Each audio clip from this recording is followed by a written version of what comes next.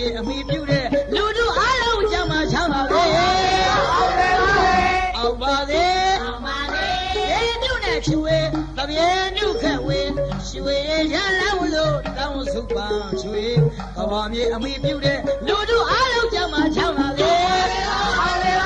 ဗမာနိုင်ငံတော်ဝေမင်းတစ်ထက်ကုန်တယ်လေပိုက်ရှိလေမှာဆေးရမကြမ်းပဲလူရဆန္ဒပြေဝစေအောင်ပါလေ